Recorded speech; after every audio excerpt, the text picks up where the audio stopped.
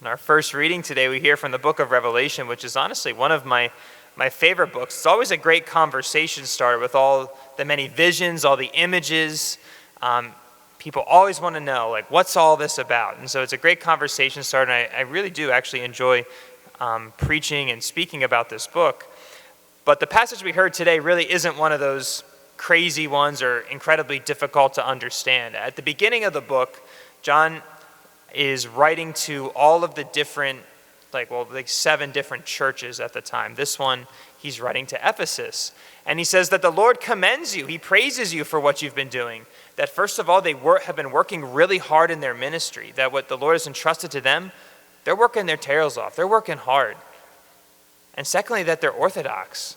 That they're teaching right teachings, that they don't just accept whatever somebody comes in and says, that there were plenty of teachers preaching things that were different from what they heard from the apostles or from what they heard from Jesus. And yet they rejected that. They said, no, we're holding fast to the faith. And Jesus commends them from that. But that's not it. Then he says, but you do lack something. You have failed in one regard. And the way that they failed is in their love. That they lost the love that they had at the beginning. They lost their fervor. They lost their love for the Lord and their love for their neighbor. And if they don't get that back, he says that their lampstand will be removed, which is kind of symbolism as in like their church will fall apart. They'll be dispersed. There'll be no more. I think this is pretty tough to hear probably even for us, because we can very easily get focused on the fact that, like, are we teaching the right thing? Are we doing all the right kind of ministries? And those are important. Jesus commends them for it. But our motivation for them is also important.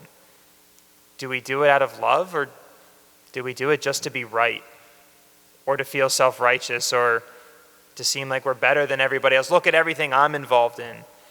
Again, all these things are great, but what is our motivation for them?